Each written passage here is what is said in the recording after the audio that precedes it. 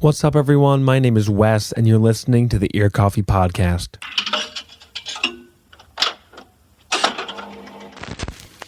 For today's episode, I got to chat with Sarah Elstrin, who makes music as The Nunnery.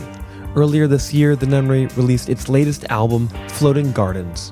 I got to ask Sarah about the loop-heavy creative process for the record, the role of lyrics in her music, her future collaborations, and more. Without further ado, here's my interview with Sarah of The Nunnery on the Ear Coffee Podcast. Just to start on a fairly straightforward note, and for the listeners at home, would you want to just introduce yourself? What's your name? What's your role in the project? Obviously, that's a fairly important one since the project is just you.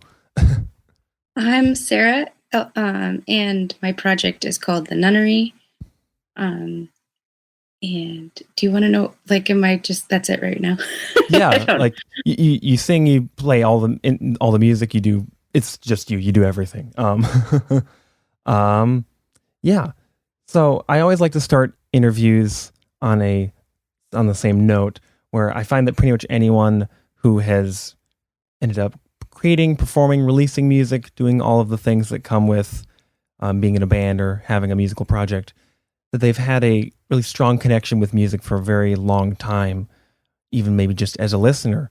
So I'm wondering, what were your first really formative and influential experiences with music, maybe growing up, where maybe just listening to certain music and certain songs really impacted you and put you on the path that led you to write and record and do all the things that come with The Nunnery? I started playing music really young age. I have there's me and 7 siblings, so I had a bunch of older family members that were kind of all playing different instruments, and not necessarily like any of us were really good at any of them. It was just a lot of music, like all the time. Yeah. And I started kind of writing music after I really felt more comfortable on the piano, and that was when I was about 11. I was writing music on the piano and like singer-songwriter stuff, not like piano, anything crazy. And shortly after, learned some guitar from my dad, and then just had been writing right away. I liked writing on the guitar way more than the piano. Yeah, and then kind of just took off from there, where I started like a little girls band when I was like 13 or 14. It was just like me and this other girl at first, and then another girl joined us, and yeah, we were playing around coffee shops when we were about 15 and 14 and stuff. So that it just kind of kept going and going, where it was like then I had like a bigger band, and I had like kind of 5 different variations of bands throughout the years. Like very indie rock, I think, kind of to explain. I was really, really into like Regina Spektor when I was younger. Okay. And, like, just, like, yeah, Fiona Apple, like a lot of stuff like that. I was like really charged up by that. Piano heavy kind of singer-songwriter. Yeah, very, very like early indie expression type feeling. Yeah, lots of that. Yeah, that's kind of the gist of that, I guess. Yeah. When was there like a particular moment when you, I guess, maybe like really realized that you started writing, or did it just kind of happen? I guess, especially at such a young age, just like writing music at the piano, and like you said, just kind of continuing on from there and never really stopping. Yeah, it wasn't like in a thought of, am I good at this or anything? I don't think that ever really hit me. It was just, could I do this feeling like live? Because I don't like using the word shy, but I would say I was kind of a shy kid overall, and didn't I tried like being in plays when I was younger, and I hated it. I couldn't like I remember getting like some words when I was like 6 and 7, and I was horrible at delivering anything. But when I started kind of doing the coffee shops, and it was much more natural just to be me and not like pretend to be somebody else. And it was a more of the performance aspect. I remember just kind of starting and feeling really, really, it was all the other people, like the adults and stuff, just saying, you should, I would love to, like, it was always like, oh, let's book your next show. It wasn't a really question about it. It was just, Hmm. let's set this up so this is a normal Yeah. thing. Let's keep going. Yeah. Yeah, and that felt really, it didn't give me a chance to doubt that I was doing anything, that I should have changed what I was doing, or like select a different career option, I guess. Which is funny to think about it in that way. More recently I've like been trying to figure this out. Like kind of rediscovering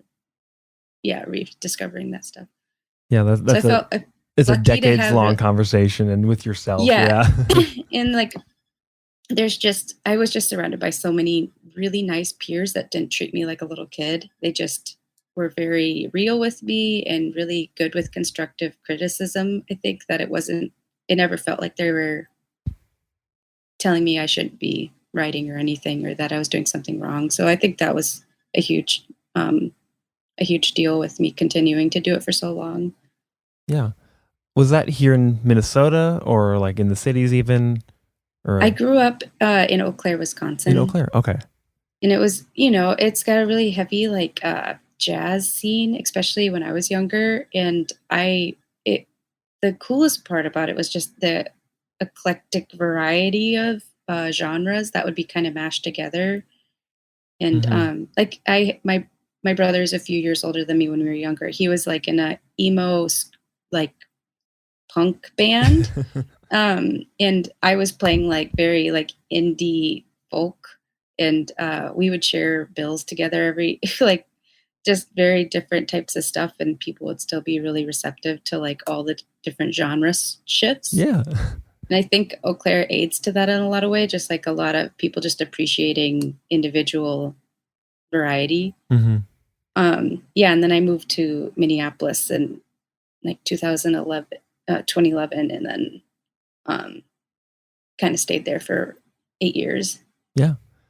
Uh, Had glossing over all the other different projects you kind of alluded to before, just since you've continually been writing and making music in different iterations. How did specifically the Nunnery get started? Like, what led you to launch this specific project, kind of explore this musical, like, atmosphere, this musical realm of, and just make this kind of music? What got you on that path? Of like, I think probably around like 2015, 2016. That's, I think, around time you were first at least putting stuff online. So maybe was before that even. Yeah, in about 2014, I had like a 5-piece band, and we knew we were kind of everyone was moving different places, Hmm. and we were still having some shows. And at the same time, I was going to a show, and my guitar got stolen out of my car. Oh And no. it was, at the time, I didn't even really own the car, and I didn't have like another guitar. So all at my house, I only had this jam band and a microphone and an amp. That's like all I owned. And I just, I guess, started using what I had. Yeah. And very accidentally, I really didn't like what I was playing at first. It was a more therapeutic like Hmm. thing to try to get used to my voice. Because when you're playing with a whole group, you don't hear, it's like not the direct, you're hearing your voice. And I wasn't Yeah. using any effects at first, so it was really dry. And like, so I did a lot more percussive things. And I remember dabbling with loop stuff with the guitar, kind of like how people traditionally transition when they Hmm. play my type of music. And I was so much better at controlling things with my hands than my feet. So it was kind of a weird discovery to be more rhythmic with like other percussive elements, and kind of got forced into performing, and just continued doing it. I didn't think it was gonna, I kept thinking like, oh, I'm gonna start like a new group and stuff. Like this is Hmm. just for fun for now or something. And then it ended up being um, really, really nice to say yes to shows on my own. I hadn't experienced that in so long, like playing solo, because Hmm. I didn't have to ask like 4 other people what their what their What their schedule was. calendars look like. Yeah. Yeah, so I was like, oh, I can play like I could play a show a week. It was like even though I kind of did that before, but I was like, oh, I could play like every day of the week if I really wanted. And that was, I think, a huge switch up for me, just exponentially meeting more people at a quicker rate just because of Hmm. saying yeah to so many more shows. And just establishing those connections, I guess. Yeah. If you put yourself out there, you'll start connecting with people. It feels almost too obvious, but it's always holds true. Yeah. Just kind of continuing on with some of briefly talking about some of your earlier recorded stuff. You have your some stuff that's only on Bandcamp, so it is like still like full length. I think I don't know if I'm saying like Dreamers, but it's spelled kind of uniquely. Um, Yeah. Dreamer is. Dreamer is, yeah. That's like it's like an album length, or like a mini album, but not maybe like an official debut since it's just kind of hiding on Bandcamp. And then you have Fire Dove, which came out about a year later. The first one came out in 2016. This was 2017. So I guess specifically with those two, um, with the benefit of hindsight, what are some of the things you still kind of stand out to you, or that you how do you view these projects with a gap of 5-6 years since you're spending, I guess, a lot of time with them and working on them. Just what is your perspective like in 2022 of these older Nunnery albums? They were, both of them were all self recorded, Mm-hmm. and assembled really well. At least Dreamer is was really fun. I like look at it really fondly. I probably still I really like that album for my own Mm-hmm. personal reasons because it's kind of like a thought I would put it out there and just like forget about it and it would kind of disappear because my buddy set up a show. It was just like a DIY house show. Um, and he just announced it as the Nunnery album release. And I didn't know he was going to do that. There's no like discussion. It was just like, what? I don't Oh. have an album. And it was like 2 weeks away. And I just like sat there and I was like, I guess I could record an album in like 2 weeks and finish this before the show. So I ended up actually just recording all of that stuff in like 2 days, just like really, really hunkered down. And uh, yeah, Nick did all the mixing. So we just like spent, I remember like 3 full days. We were just like kind of collectively right. Like I was making the songs and then I would tell him exactly. I was like sitting at the computer telling him I wanted him to be mixed. And then we do the next song. And then I was like, well, this could be a song too. And we are like, yeah, we'll just add that one in We'll just there. add it in, yeah. Yeah. It was like, and I was like, I don't think this is really an album. Like what you were saying, I felt like that. And then I was like, you know what?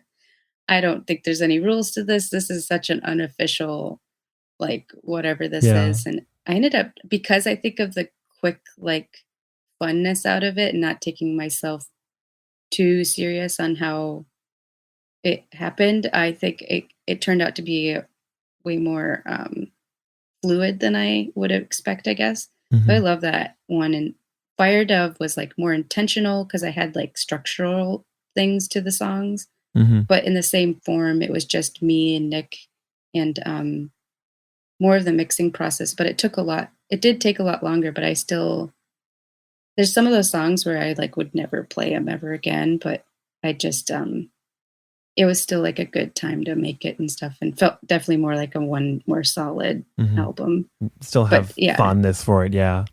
yeah, thankfully.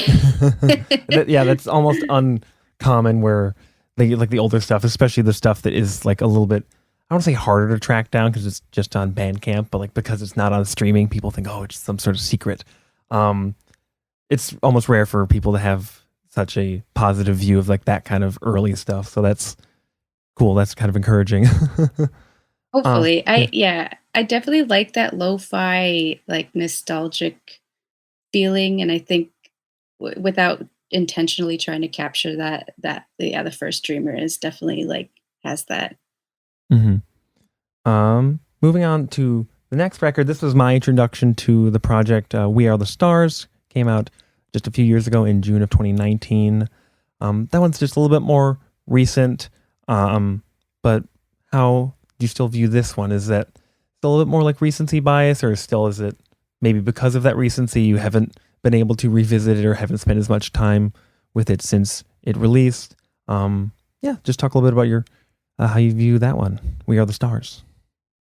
Yeah, that one was fun to make because my friend, I was in the studio for the first time. I never really thought it was that necessary for me to be in a studio because of what I do and how simple, like, I'm just using like the same mic for everything. And like, it's just almost all vocal. And then Yeah. I do percussive stuff, which you could use like a drum mic, I guess, or like, and in that one, it was nice to just track it and then know that it was really nice quality and it wasn't just coming from through my pedal or there's just like a lot of stuff that was okay, this makes sense, it's so much cleaner. Hmm. But at the same time, there's elements because I in the previous songs, I would do probably half the songs live and then do some stuff on top of it. And this one, it was like how you would traditionally like, okay, we're gonna do the one line. So there'd be like stacks of like, 60 different layers Oh on wow. like individual stuff, which Yeah. was like felt excessive, but also that's just how I write all of that stuff Yeah. anyways. It was necessary. It was, and, yeah, working with my friend on that one in his studio was it was good. It was just like a big because we were still doing, like I realized I record a lot better when I just have kind of like a no time frame limit because I get into that creative spot where it's like, okay, I actually think this would be better if I switch it up a little bit. And Hmm. I hadn't had such direct feedback from somebody too while I was tracking because it was so like, okay, we're gonna do the next line and stuff. Um, so yeah, I really like how that turned out though. I was hadn't heard my music like that, like different stereo panned and Yeah. It was like with all such the individual fidelity. points. Yeah. Yeah, it was nice to hear, that's for sure. And I definitely like that album. Yeah. I do too. It's funny to say I like my own music, but I think I've come to terms with, like, little things I don't like about it, and overall, it's like, "Okay, yeah, I am happy with that, and I'm not gonna, like." There's sometimes certain songs that I'm like, "Ah, I just, like, don't wanna listen to this ever again," but it's like people have, like, hit me up and said the most random things about, like, probably my least favorite songs, and that's, like that validates a lot of that too. Yeah. That's like the few like specks of negativity or like things that you might not like or don't outweigh the overall positive, even if it's just for other people. Like you're Yeah. kind of saying there. Let's fast forward up to the most recent record. Floating Gardens came out in January of this year. It was written and recorded over the past couple years. Yet again, back to self-recording. Um, what was the writing process for this particular record like over those 2 years? Since that was maybe that was that the longest amount of time you spent on a single record? Yeah. Okay. Mhm. Yeah, just talk a little bit about that process of writing and arranging everything. Maybe talk about some of your different inspirations and maybe aspirations to use two similar words. Um, as you were working on this album. Yeah, I started that with the intention that I would get it done pretty fast because I had all this time on my hands, Yeah. and it was, like, pre having a baby, and I was like, "Oh, yeah, I'm gonna get this done before I have a kid." And then, yeah, I think everybody's kind of dove into the pandemic started, and it was in my mind, I was like, "This is great, I can't play shows, I can just work on this and focus on this." And then it was just, like, the downward like spiral that everyone kind of went in where it's Yeah. like, like is this important at all? Like kind of like that. Like Yeah. or like am I doing it was so much in my head where it would just took a lot longer to kind of get the motivation to feel like it was just genuine and it wasn't just like work. Hmm. Um so I think I just didn't want to be yeah, I wanted it, I guess, to be a really, really genuine album, like where it was really intentional with everything I was trying to say lyrically and and putting, like, the energy behind when I was singing it live. There wasn't, like, a unauthentic moment of just, like, I'm tracking this because it feels, like, businessy or something. Because I think that still comes through, at least for me, it's like I can feel it even if it's, I don't know, there's a point where it's just like, "Oh, yeah, that's, like, my favorite take of that," and I never really spent time like that, so it Hmm. took a lot longer, and I had another baby, so I had 2 babies, Oh, well, and so congratulations. yeah, during the it's like it was a very much like, okay, becoming, which totally scoped those songs a ton because a lot of them are kind of about, like, the maternal love you have for, like, another being that you're creating. It's really intense. Yeah. So that was really, like, yeah, a huge part of just finishing it, and also I felt like it was kind of a gift to myself to be like, "Okay, I finished this. Like, I can still do this," but yeah, when you're doing things independently for so long, I think people are like, "You're just good at that." And it's like, didn't feel like that so often. It was like, I don't know if this is just the world feeling like it's collapsing around you or just like the solitude, but it was like it was really difficult. But then at the end, I think because I connected with the song so much more, it was like very satisfying. Hmm. It came full circle in the end.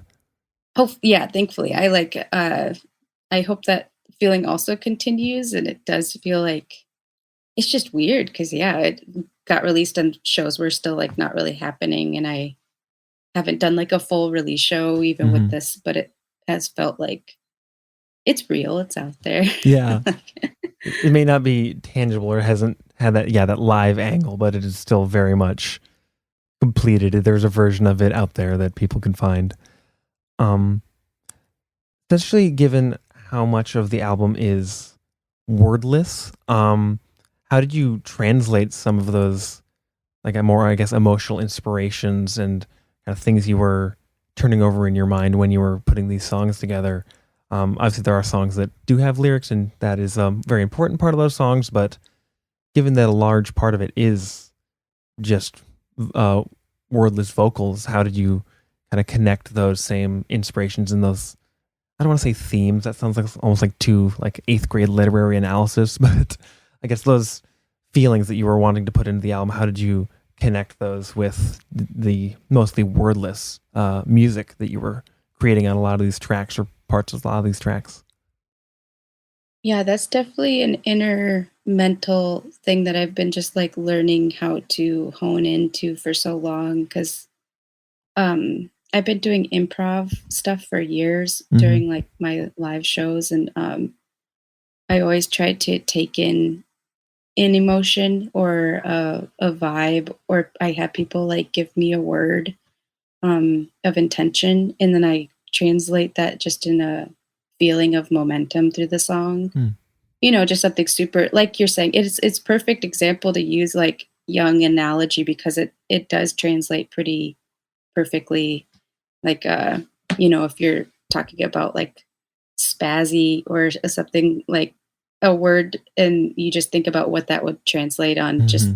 looking like pattern wise, it would be like almost chaos and, Yeah. like, randomness, and, I had a lot of intention of, like, healing, and, I have been really bad at practicing, like, any kind of meditation, and, like, I would like to think I would be really good at it, but I definitely struggle with trying to, like, calm my mind, and these were a lot of, like, feeling a really intense amount of, like, love and not always feeling like it can be accepted, or that I've been putting it on myself before it's, like, received.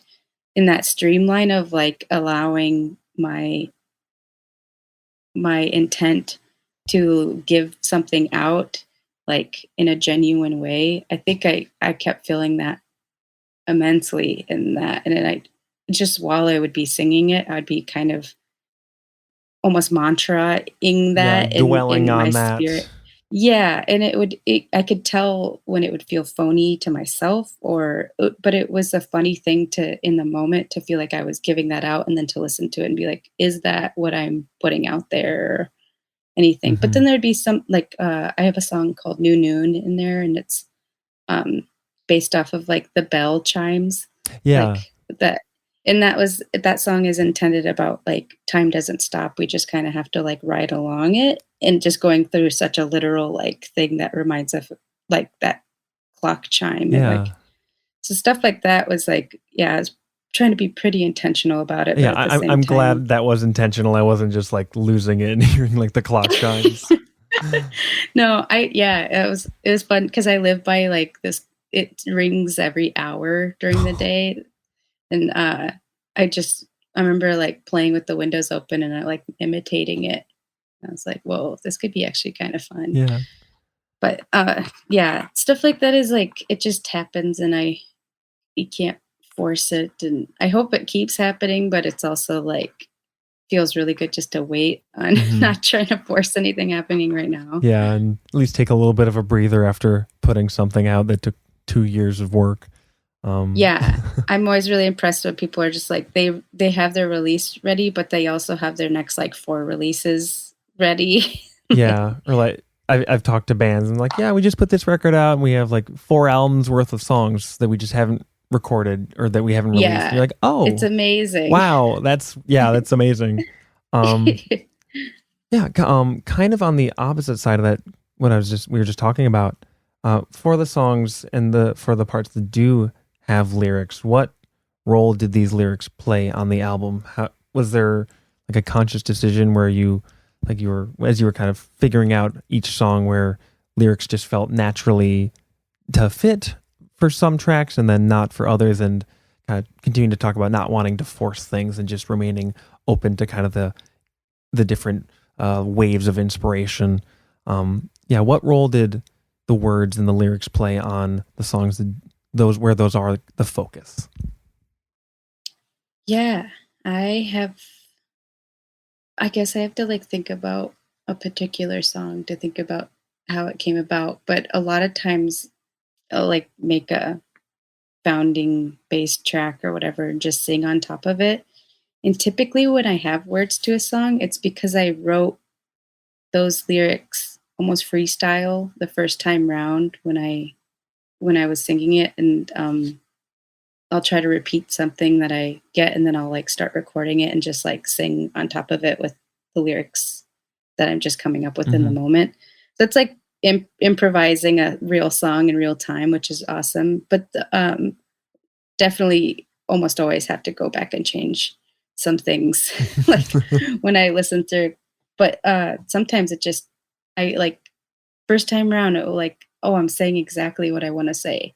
Like, that is what I wanted to say, and I can't, like, overthink it, Yeah.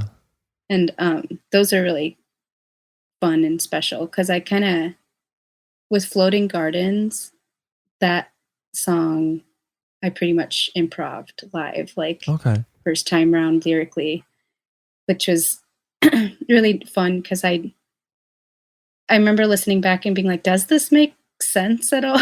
Like, does it what I wanna say?" And it felt really good, but, yeah, it's kinda going back to just feeling like intention, but, yeah, because I know what I'm doing is sometimes it repeats, and it repeats more than, like, a traditional, folk song or whatnot. Yeah, it's not like there's no like verse chorus structure where it's just kind of just flowing all out like in almost like that lightning strike of kind of intent, Yeah, leading its way yeah. into each song and into the words you at least during those first takes when you're just improvising. Yeah, but I definitely do I go through both where I have to write like I write it down word like line by line Hmm. and then go back and change some if they don't really make sense chronologically. I like telling stories, but I have done that, I guess, less with looping and this project than in the past. Like, it's a story to me, and, like, I even make these, like, characters up in my mind sometimes, but I don't talk about them, I don't have names in the songs, but in my head, they kind of do, Yeah. and, I'm trying to think of a particular song. Like Mountain's Edge is definitely a love song to saying goodbye to somebody because you're not ready to, like, it would be toxic to Mm-hmm. stick around and invest yourself. Like, it was a journey of like, I have to go and work on myself because it wouldn't be good for you.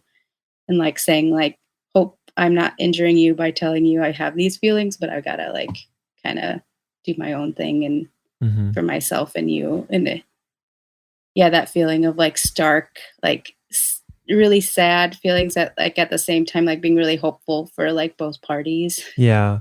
You have to like not. It's easy to think of that like that kind of those difficult decisions as being selfish when it's almost the opposite. Where it's Yeah. like I don't want to think this of myself, and I don't want you to think this of myself because this is more altruistic than selfish, at least ideally. Yeah, and I think it's nice because you could say that it could be translated to so many different departments of your life of like, oh, you're just talking to your like inner hobby that you've made into a job. Like, I don't know, I love the idea of songs just meaning very, very different things for people in their Hmm. own ways. And um I think that's why sometimes I write more vaguely on more serious concepts or Yeah, yeah, that makes thoughts. sense. How was creating this album over these past 2 years? How did that contrast with your creative processes for the last releases for your previous work? I mean, time frame aside, since that is probably the largest contrast. Um, and were there any, I guess, habits or processes that have just continued to work and just you've continued to find creative fulfillment in across all these different releases that worked really well with you found worked really well with this new record? So I guess, yeah, what was different, if there was anything that really stood out to you, and what has just kind of continually been a part of your creative arsenal, that you feel like maybe came to a head or like was specifically standing out on the new record? Differently, I don't know. I think I really had the hope and intention to put this on vinyl before I even started to record it, which is Hell really yeah. funny. And I really really love I love listening to vinyl, and I love that you kind of have to go through this whole like journey with it front and back in that intention of thinking about that layer of like storytelling Hmm. like with the physical Yeah, thing. you have And to I take out all the package and everything, get it on the turntable. Yeah, and even though it's funny because I don't have it on vinyl right now or anything, but I had a lot of intention towards that, so I was kind of like the thinking about the order and the flow of things while I was writing it.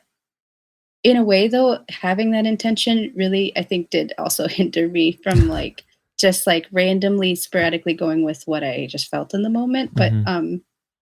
in the long run I think it did become more of like a journey like of and I also really wanted to capture more of a cinematic feeling, like, because I had these, like, bigger feelings I was trying to translate, and I had a lot of fun, I think, going with that more of, like, just the soundscapes of it, just, like, feeling like it's actual layers. That was fun to just be like, "Okay, there's, like, so many layers of your that you could hear too," and it felt like a really more depth. I'm explaining this horribly right now. But It's trying to making sense. I'm capture, like, following. the yeah, it felt good to be like, there's more, like, I was just digging for it in my Hmm. own songs, like, thinking about the yeah, that this it could be, like, an endless amount of depth that we don't even know because there's all these layers that are, like, there, but they're just really Then yeah, quiet they're or not really distinctly audible unless you're like in yeah. soloing it in like a DAW or something. Yeah, yeah, exactly, and that is there's, like, some of my favorite parts of the songs, they're not even, like, very like, you could barely hear them and stuff, and it's fun because I know it's, like, in there and we, like I put the time into, like, figuring out how they could be buried or whatever. Hmm. Um, They're like little s secrets that you kind of have to yourself.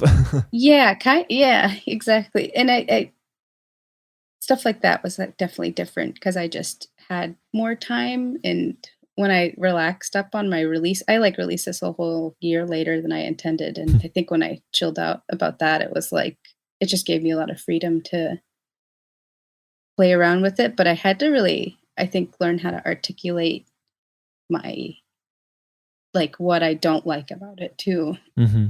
Because when I was so hands on with the mixing process again, and that was like I'd basically mix a song and then hand it over to Nick, who's mixed like most of my. He Yeah. did the other two. Um, so there's a lot of like conversation, but sometimes when you work with the same person, we you get into like a habitual like this is what we're trying to like bring this out more, but it wasn't exactly that. It was like trying to find a new approach because we both are very like we are self-taught with the audio software we're using and Hmm. stuff, and there's probably way quicker ways to do things than what we do. Which but I think that makes like a more unique sound. Like if I Absolutely. went to Yeah. this with a like classically trained person on this, they probably would mix it. They would have never gotten these sounds that we kind of came up with. Yeah. Like the kind of unintentional, like beginner, not, I don't say beginner's ear because you've been doing this for so long, but like you found your own paths to create the sounds that you want and have the music sound the way you want instead of like having like a guidebook in front of you or someone saying like typing in a shortcut and having it just like an effect get slapped on or something like Yeah. that. I also like love longer songs in general. I have like a lot of short songs that I've written beforehand, like classic, like 3 minute, 30-second type things. Hmm. And it was nice just to let a song kind of ring out Yeah. in this. And that felt really good too, because I think it gave me more time to like expand something in the fullness of it. So since everything you've released has been, at least for the most part, been self-recorded, it's all at least been performed solo. It's just been you, and I guess especially in light of the previous collaborations, like the other bands you were in prior to the Nunnery. Do you think there's been a conscious reason why this project has remained very just entirely you? Uh, do you think that that would potentially change in the future? Because you have, at least the ones I found, there was the collaborations you did with, forgive me if I'm butchering the name, but Eiley Weil, Isle. I know it's like I love Isla. Yeah, okay. I It love doesn't Island. look anything like that though. Yeah. Yeah, those couple collaborations in 2018, so it's not completely off the table, but I guess, yeah, has there been a reason you've worked almost entirely solo with the project? And would there be like a potential like collaboration, or would you bring other musicians in the future, or do you want to just kind of keep it the way it's been and continue to kind of focus on your own kind of personal creativity? Hopefully that makes sense. That was kind of a long-winded question. 100% love collaborations. It's been like needed, especially over the last few years. I've done some stuff with my friend Dosh, and we've like continually kind of bounced things back and forth. But I've been kind of starting about 3.5 years ago, been performing a lot of more improv style stuff with other people. Okay. So we're not, it's like other groups randomly, and they'll be like drumming with me or playing guitar. And I've been stepping in sometimes with other bands and Okay. just like playing, and then they'll all kind of play around what I'm playing. And I would love to record that way. I just haven't intentionally wrote anything based on that. Okay. And it's weird because I've thought this, I think, for years, like, okay, I'm going to start a band now, or like this is going to be a different thing. And it just, for some reason, hasn't snapped. And Yeah. um, it's definitely coming up though. I have like things in place to like make sure I'm at least going to record stuff with other instrumentations and other people. And um, that will happen. But it is funny because I don't have like members or anything specific. So Yeah. It's a little bit more fluid and not as locked in, I suppose. But it's exciting to hear that it's coming. Just looking in the past, and I think one of the first things I did see from the Nunnery was a music video from We Are the Stars. So with the music videos you've released, there have been, I believe, at least what I could count on YouTube, there were 8 plus the 2 different Tiny Desk submissions or Tiny Desk like kind of renditions that you have done. What role have music videos kind of played in your creative process, in your art, and what has led you to kind of continue making them? Since, especially just in the kind of modern music economy, music videos feel like they can fall to the wayside sometimes, but it feels like they've been a deliberate part of the visual side of the nunnery and something you've continually pursued. So yeah, I'd just Yeah. love to hear you talk a little bit about that, and kind of maybe are there even any music videos, ideas even for tracks off of the new record? Yeah, I don't think there's ever a bad time to make a music video, even if your song is like I think it's encouraging for people to hear because I've been talking about this a while, but I make music videos, for other bands and stuff, Oh, cool. and, it's been a really thick, like, intertwined thing. I usually have visual projections when I perform live, if it's at night Yeah. or, like, the room abiding, because sometimes I've played, like, a it's just doesn't work, but, yeah, I was on tour for, like on and off for, like, 6 months straight, and, we packed up our, like, projector in our van with all the rig, and we just, like, pull up and have the whole, like, setup at a DIY house show, but we'd still have, like, this big projector Yeah. and it so it intertwined for me, visuals are really important because I just think that kind of what we were saying, like, that there's no lyrics and people are so swayed by distracting thoughts and stuff, but the visuals are, I think, a huge way for me to be like, here's like some kind of intent without actually telling you what to think, Hmm. or just what I've kind of thought of while I like. I'm definitely influenced a lot by just like outdoor, like nature in general, and just Hmm. going outside. And a lot of the visuals are like scenescapes of like trees or like abstract looking water, or crystallizing Hmm. ice and stuff like that. But um, music video wise, I definitely have some things I'm hopefully working out. But it's funny, it's so much work.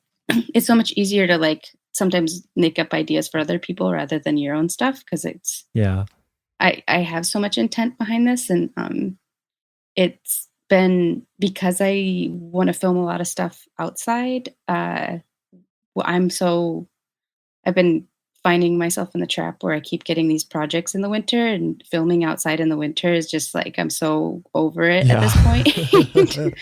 So, partially just haven't worked on anything because I want to be outside a lot, and I don't like being outside at negative whatever for which I- we still did a few music videos this winter despite that for other people, not myself. But, yeah, I'm hoping to get a lot more live things done, but I'm figuring out audio. It would be awesome if I didn't need so much power to be run, but Yeah. I can it's a fun imagine. thing to think about, but also has like that's another winter thing. I always had all these ideas about like going out on like a crystal clear lake or something, and making like a light chandelier, but the problem was like just power Yeah. How do running you get the power to onto a lake?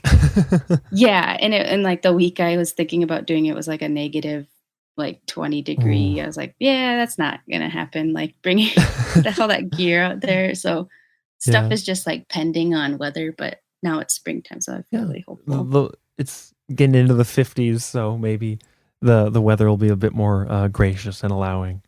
Yeah. And I think it's important to the I think it's good to think about a video. This is for other musicians, I think, to think about more than just people in general, but it doesn't matter if your video does get seen at all. Like I think that people get really wrapped up in I like need to tell myself this that this is like a treasure capsulation of like the time that I'm in right now, or like the whoever's making this song, and it's just a really beautiful thing to have your art kind of be transcribed to like a different art form and then Yeah. kind of like save that for yourself. It is like a documentation of like a picture that I think some people might be really affected by really positively, or I don't know. I think it's just encouraging to be like it's not all about views or whatever. It's just if it talks to somebody, it does that and that's awesome. And if it doesn't, then you made it for yourself and Yeah. that's like really nice too. And I think sometimes videos get totally buried and it's hard to ask people to spend time because it's easier to kind of just listen to something in the background if you're just gonna like Like peek in the in. car, or like while you're doing something else. Yeah, but video, it's like, yeah, you really gotta, like, sit down and everything's become so accessible and, but by no means do I think that videos are, like, a dying art form. I think it's, like, a really special thing, especially if you have, like, a genuine audience and stuff, so Hmm. Yeah, I think that's a very important reminder for any pretty much any musician, any band to remind themselves of, um, and not get caught up in view counts and statistics and all the things that yeah, pull at our brain strings nowadays. Um, yeah. uh, Wonderful. That pretty much sums up the questions I had about the record. It's available wherever you can stream your music. It's available on Bandcamp, maybe vinyl one day. Um, Yeah. is there anything else you wanted to plug, at least for the new record, before we a couple like wrap up questions? No, I think you are doing a great job. Thank I you. don't know. Yeah, but to anyone listening, definitely check out the record if you haven't already. Um, so we've kind of already alluded to this, but what does the future hold for the Nunnery? And are there any like even shows or more immediate projects coming up that you're excited to work on, or are you still kind of in the um, self care, like giving yourself some breathing room after putting the record out in that kind of time window? Definitely going to be recording some type of collaboration thing that will be very different. It would definitely be more real drums, at least. Okay. Um, like not me drumming, but yeah, that's like to come. I've been playing a lot, but I guess I'm putting it out there that I am open to doing like fun yard shows for people coming up and I need to like put it out there more. Yeah. But I just had so much fun doing that this last summer randomly and I didn't kind of reach out to people enough to be like, I will play your yard and this is fun for me and bring the visuals and do all Hmm. that stuff. Cause I think, yeah, it's more about just having community with people and still living rather than are we gonna get this venue to pack out or whatever. Yeah. Like I just want to have fun with playing music. So I am hoping to do stuff like that in more creative spaces that make people Hmm. just feel like it's a special thing. Instead of like I'm at a concert, or where it's like Yeah, which I it's love too, but yeah. yeah, it's just different. Yeah, exactly. So yeah, if anyone listening out there has an open backyard, you Yeah. know what to do next. Um, cool. So I like to wrap up interviews in the same way as well as starting them. And this is just a way to kind of shout out friends and share the love with other maybe collaborators or other musicians. But who are what some of your favorite local artists or musicians or bands that, especially if they've put something out recently, or but even if not, just who do you want to shout out and recommend to people? And just Definitely would recommend Bad Posture Club. If you're in the Twin Cities, they are phenomenal. They're a duo, like a folk, like just two wonderful harmonies blending together and make you feel cozy and warm. And yeah, can't recommend them enough. They're the sweetest people ever. I feel like one of the most underrated, most fun people to watch is NJ, Nick Jordan. And just like people don't know about Nick and they need to, just the energy that Nick brings to Nick, like dances with sometimes crazy backup dancers and oh just has great voice and fun. Like it's kind of R&B. Um, but it's yeah, it's like one of those projects people should also, if you get a chance, it's just really fun if you like really good energy yeah, and so many, yeah, too many groups to talk about. I always love Humbird, Siri's great, but if you haven't heard oh about yeah, Siri, you're living under a rock, so it's yeah. like not anymore. Humbird is. I occasionally like, just remember Humbird and am blown away all over again. Well, that about wraps it up. Thank you so much for your time, Sarah. Thank you so much for the record. Thank you. Definitely check it out. If you're listening and haven't, gonna keep on saying that because you should. Awesome. Thank you again. Have a great rest of your day. Thank you. Have a good day. The Ear Coffee podcast is a companion to the blog of the same name. If you like this episode, please leave us a rate and review so we can stand out among the other music podcasts. You can follow us at Twitter, Facebook, and Instagram @EarCoffee. Thank you for listening. We'll see you next time.